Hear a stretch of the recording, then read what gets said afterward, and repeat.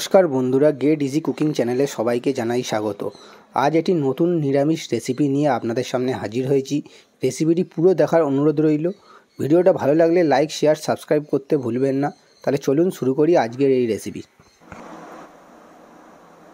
আজকে নিরামিষ বেগুন বাহার রান্না করছি। তার মধ্যে লম্বা লম্বা করে আগে বেগুনগুলোকে কেটে নিয়েছি। একটা বেগুনকে 6 পিস করেছি। তার মধ্যে নুন সামান্য, হলুদ দিয়ে সামান্য মাখিয়ে নিলাম।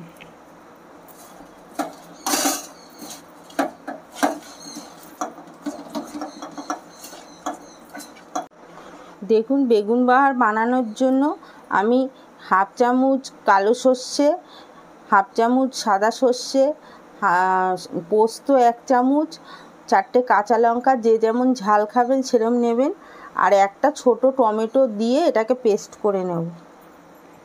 একটা ছোট টমেটো দিয়ে এটাতে মিক্সিতে পেস্ট করে নেব। এবার বেগুন বাহার রান্না করার জন্য এবার গ্যাসটা ধরিয়ে নিলাম। নিয়ে কড়াটা গরম হলে কড়ায় তেল দিয়ে বেগুনগুলো ভাজবো। দেখুন, কড়াটা গরম হয়ে গেছে, এবার আমি তেল দিয়ে দিচ্ছি।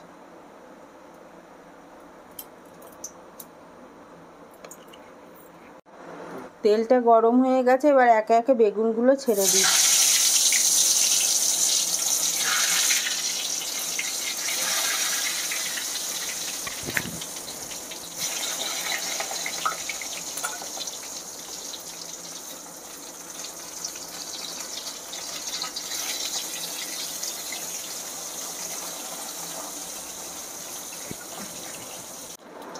দেখুন, বেগুনগুলো লাল লাল হয়ে ভাজা হয়ে গেছে, এবার আমি তুলে রাখবো।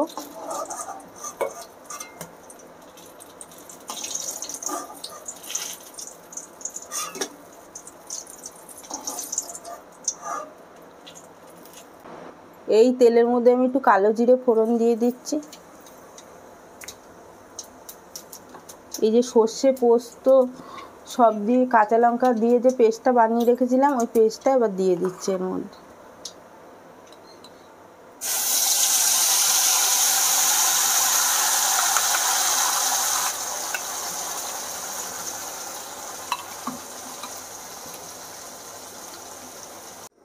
পরিমাণ মতন এবার একটু হলুদ দিয়ে দিলাম,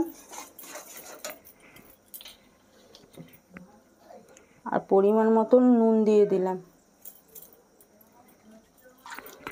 আর একটু টক দই নুন দিয়ে ফাটিয়ে রেখেছি, টক দইটা দিয়ে দিলাম।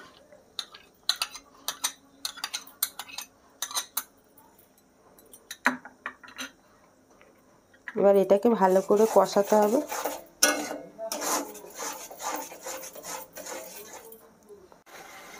একটুখানি চিনি দিয়ে দিলাম স্বাদ মতো, আর এই কষানোর সময় একটু ধনেপাতা দিয়ে দেবো।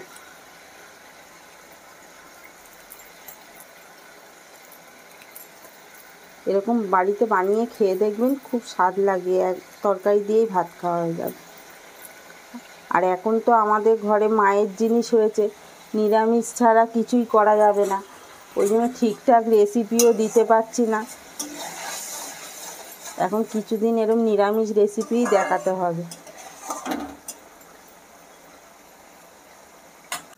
এবার আস্তে আস্তে বেগুনগুলো দিয়ে দেবো।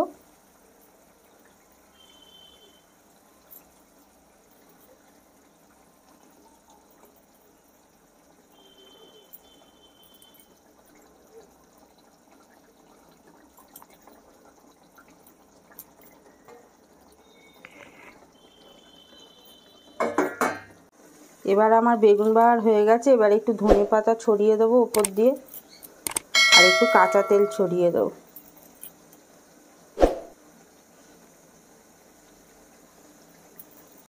একটুখানি কাঁচা তেল ছড়িয়ে দিচ্ছি। এবার হয়ে গেছে, এবার নামিয়ে নিচ্ছি।